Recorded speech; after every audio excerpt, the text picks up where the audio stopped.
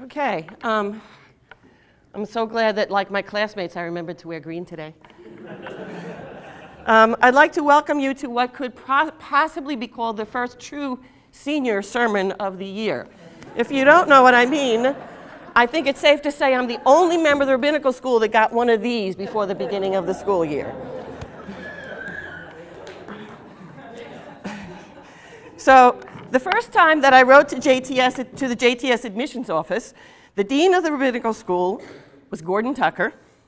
The annual tuition was $5,325, and many of my fellow graduates had not even been born yet. The year was 1988. I read through the brochure, realizing that for me, it was nothing more than a pipe dream. Surely, at 35, I was too old already. And as a convert, I was certain I didn't know enough. Besides, we were a two-income family out of necessity, paying day school tuition for our two children. I threw the JTS materials in a desk drawer and forgot about them.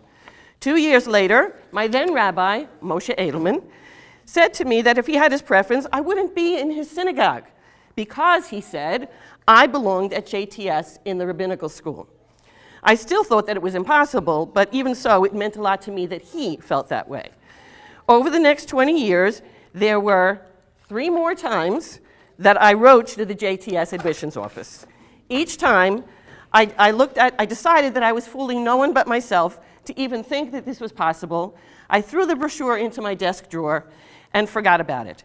The years passed. Solomon Schechter tuition was replaced by college tuition. Later came 2 weddings, then a pension that needed to be protected. Finally, when retirement was only 4 years away, I began to think that just maybe this wasn't an impossible dream after all. I set my sights on 2014 when I would retire from my teaching career and decided I would finally apply to the seminary for real. That was 26 years after I had first written to JTS. I guess you could say that when it comes to rabbinical school, I could be considered, oh, what happened? A straggler. This coming Shabbat is Shabbat Zachor. The special maftir reading for this week comes from Devarim chapter 25, verses 17 through 19. Remember what Amalek did to you on your journey after you left Egypt, how undeterred by fear of God, he surprised you on the march when you were famished and weary and cut down all the stragglers in your rear. Therefore, when the Lord your God grants you safety from all your enemies around you, in the land that the Lord your God is giving you as a hereditary portion, you shall blot out the memory of Amalek from under heaven. Do not forget.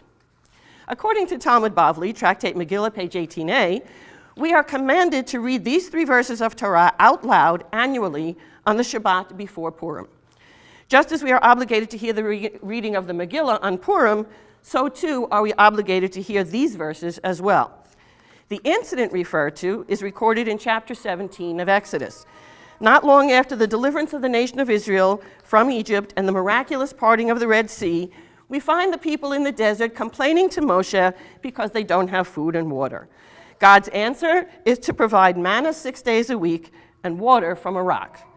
In spite of all the wondrous things that the nation had recently witnessed and all of the miracles that God had brought about for their benefit, they now asked, is the Lord among us or not? When they were questioning their belief in God, what happened here? It was at this moment when they were questioning their belief in God that the people of Amalek came and attacked them indiscriminately, showing a total lack of respect for the people of Israel and their God. At Moses' instruction, Joshua chose men and went into battle. Ultimately, Joshua and his men prevailed.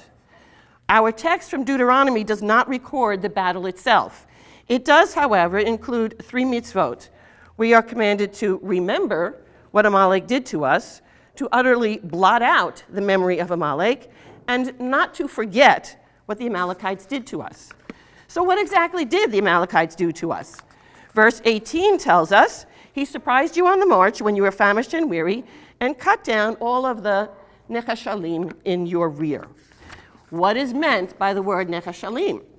According to the Masorah, it is in fact a hapax legamanan, a word which appears just this one time in Torah and nowhere else in the entire text of the Tanakh. So there are no other usages to compare it to. According to the Brown Driver Briggs Hebrew and English Lexicon, or the BDB, as we rabbinical students like to call it, the word comes from the root chet shin lamed, to shatter, and means all the shattered ones. That is, those broken down or worn out. But BDB also says that some think that the shin and the lamed should be transposed, making the root chet lamed shin, to weaken or disable. Chizkuni thus translates the word as the weakest of them. Ibn Ezra translates it as those who were enfeebled. Or Chaim translates it as the weaklings behind you, saying that it refers to the spiritually weak Israelites. Rashi translates the term as the hindmost of thee, and in a blame the victim mentality explains that it refers to those who were enfeebled because of their sins, and whom the clouds of glory had expelled from their protection. But the word nekashalim is most often translated as stragglers. The English definition of a straggler is a person that is last in a group to do something, the last to get to or leave a place, or the one in a group who is moving more slowly or making less progress than the others. Regardless of which translation we use, it is clear that Amalek attacked, without provocation, the most vulnerable members of the nation of Israel, those who were easy targets. This stands in contradistinction to the values of our Torah, which specifically instructs us to care for vulnerable and weak among us. The spirit of Amalek is exactly the opposite, attacking those who trail behind and disrupting their world. This is what we are commanded to remember about Amalek. The second thing we are commanded to do in this special Torah reading for Shabbat Zachor is to blot out the memory of Amalek. In 1 Samuel chapter 15, the prophet Samuel conveys this message from God to King Saul. I am exacting the penalty for what Amalek did to Israel, for the assault he made upon them on the road on their way up from Egypt. Now go, attack Amalek, spare no one, but kill alike all men and women, oxen and sheep, camels and asses. So, wiping out the memory of Amalek is effectuated by literally wiping out all of his descendants. Saul, however, did not follow instructions. Though he did realize a great military victory over Amalek, he kept alive Agag, their king, as well as a large number of their livestock. The ultimate result of this disobedience for Saul was the loss of his kingship. Samuel finished the job, killing off Agag, but not before, according to Midrash, Agag had fathered a child. Centuries later, the final battle was played out between Saul's descendant Mordechai and Agag's descendant Haman. In the book of Esther, chapter 3, verse 13, we read that Haman's decree to all the people of Persia was to destroy, massacre, and exterminate all the Jews, young and old, children and women, on a single day. In other words, Haman's intent was to do to us exactly what God had decreed we are to do to him as a descendant of Amalek. We know who finally lost that battle in the Purim story. The third commandment given in this special Torah reading is to not forget what Amalek did to us. Wait a minute, we might be inclined to say. Is that any different from the first commandment, which tells us to remember what Amalek did to us? Is there a difference between remembering and not forgetting? There are, in fact, three other things in the Torah which we are commanded to zachor, or remember. The Exodus from Egypt, Shabbat, and God's affliction of Miriam with leprosy. None of these instances is reinforced with a commandment to not forget. Indeed, the phrase lo tishkach, according to the Masorah, is also a hapax legamanan, occurring only this one time in the entire Tanakh. Thus, it must be significant. Ibn Ezra explains that the phrase you must not forget adds emphasis to the word remember. Rabbeinu Bachya claims that the words lo tishkach mean do not forget to blot out his memory. Thus, we are commanded both to remember and not to forget. This leaves us with 2 points to ponder.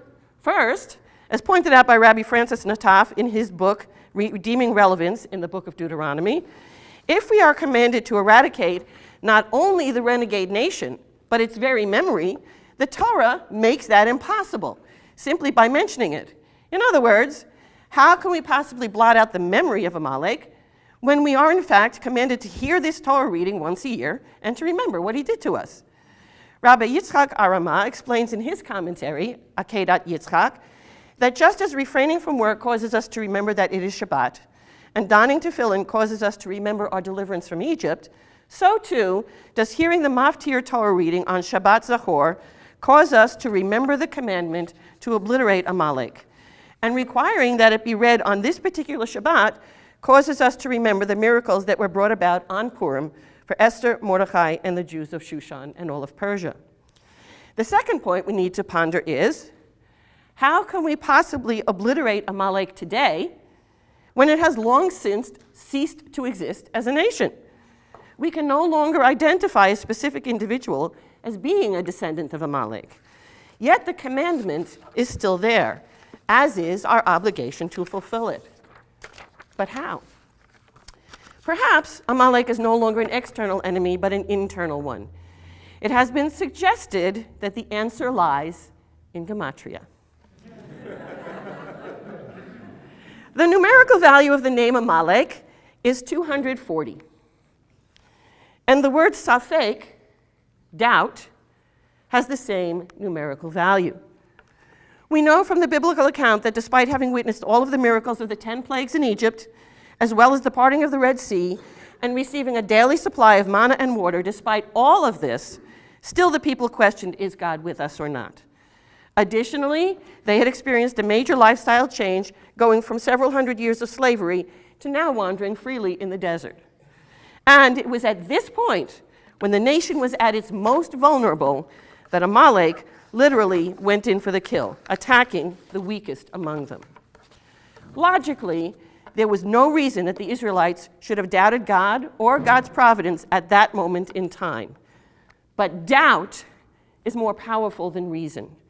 Doubt is irrational. It can neutralize the strongest argument and the most inspiring experiences. Once we have fallen into its grasp, we find that it is like a cancer inside, spreading out of control. I wish I could tell you that after waiting 26 years to apply to JTS, the experience once I got here was everything that I had always hoped it would be. Imagine the major disappointment I had when I found out that though Rabbi Edelman felt that I belonged in the rabbinical school, Rabbis Nevins and Alter did not exactly share that opinion. That first year, I was accepted only on a non-matriculated basis, meaning that I was not really in the program, even though I attended full-time. I would have to reapply the following year. It also meant that I was not able to take most of the required first-year classes. My classmates and teachers were confused about my status. Why was I in some classes with them and not others? Why wasn't I included in the roster for the class of 2019? What was I doing here? It was a daily episode in having to explain myself, often enduring great embarrassment at having to do so. Add to that the fact that having virtually no background in Gemara amongst classmates that all tested at an intermediate or advanced level, I was unable to take the first-year Talmud class. Add to that the fact that despite 40 years of speaking Hebrew since studying it in my undergrad days, my 60-year-old brain was never able to absorb Hebrew to the level that my JTS Hebrew teachers required. Add to that a major lifestyle change, going from a 30-year teaching career to retirement and returning to the classroom as a student, all coupled with a 5-hour daily round-trip commute that requires me to get up at 4 a.m. in order to be here on time for Shacharit. Take all of that into account, and to say that I was vulnerable would be an understatement. Doubt was my daily companion. What was I doing here? How could I have possibly thought that I could do this? My once confident self disappeared, replaced by a person who was barely able to work through the emotional pain and embarrassment. Much of it my own doing, but also much of it caused by external factors. An offhand remark from a student or a teacher could send me into a tailspin that lasted all day. There were a lot of tears shed that first year. "What's happened to you?" my husband asked one day. "Where's my wife?" Several of my teachers from that first year have since told me that they didn't see me making it past that year. It reached a peak by December when something a fellow student said upset me so much that I agonized over it the entire way home and was so distracted that I left my backpack on the train. That was it, I decided. I couldn't do this anymore. The feelings of doubt that I experienced were pervasive and crippling. All I could see and feel was the embarrassment. I lost sight of the fact that I really was here at JTS, studying the texts in the way I had only daydreamed about for 26 years. Though I was studying and davening here, I lost sight of a connection to the divine. Thank goodness, my family was able to talk me down off the ledge, reminding me how much I had really wanted to do this for so many years. And thank goodness, I have always been extremely tenacious. I returned to class the following week. I retrieved my backpack from the LIRR, and happily, the three most important things, my talit, my tefillin, and my iPad, were still inside. I finished the semester and came back in January for the spring semester. I resubmitted my application, and that spring I was accepted.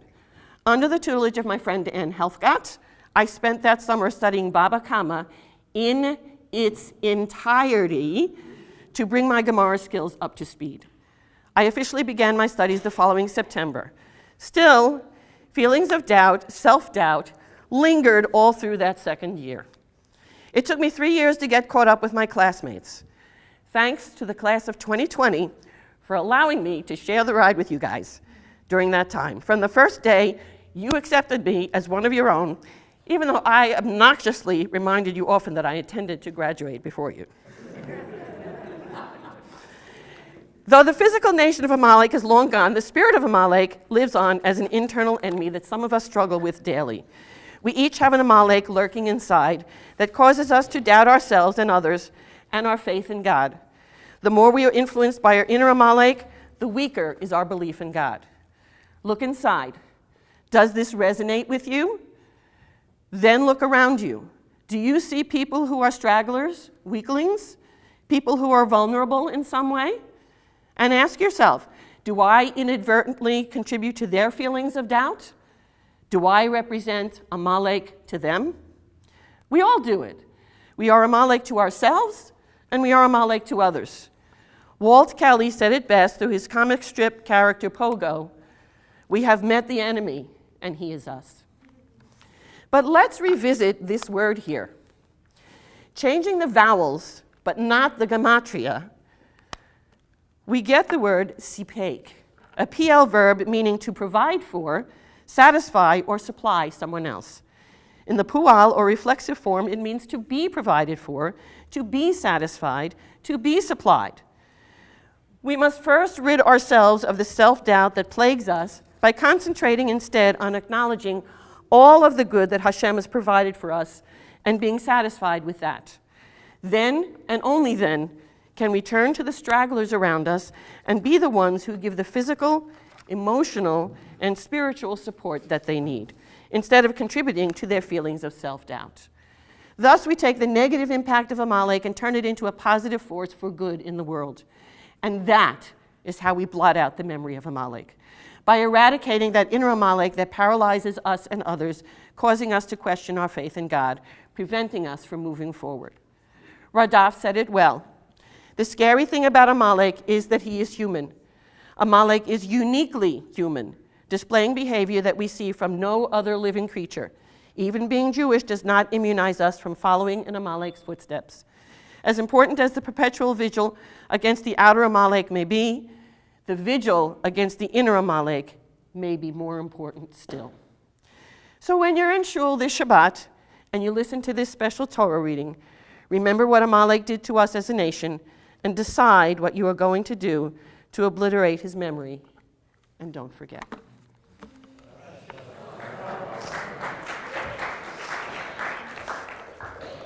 Kaddish Rabbanan. Yikadal v'yikadash shemei Rabbah. V'yalma divrach yiruteh v'yamlik malchuteh b'chayechonu v'yomechonu v'chayei d'chol Beit Yisrael. Ba'agalav izman kariv v'imru amen. Yehei shmei Rabbah mivorach le'olam alo me'almaya. Yitbarach v'yishtabach v'yitpawar v'yitramam v'yitnaseh v'yitadar v'yitaleh v'yitalal shemei d'kudsha b'richu li'ela min kol berchata v'shirata tushbechata v'nechamata da'amiran v'yalma v'imru amen. Al Yisrael v'yal Rabbanan v'yal Tamidehon v'yal kol Tamidei Tamidehon v'yal kol man diaskim b'yaraita di v'yatra hadin v'di v'kol atar v'yatar yehei lahon l'chon shlomo rabba china v'chista v'rachamin v'chayin arichina v'zona rivicha u'forkana min kadam avuhon di v'shmaya v'imru amen. Yehei Shlom Rabba Min Shemaya, V'chaim Tovim Aleinu V'yal Kol Yisrael V'imru Amen, Osei Shalom B'mromav, Hu Barachamav Yaseh Shalom, Aleinu V'yal Kol Yisrael V'imru Amen.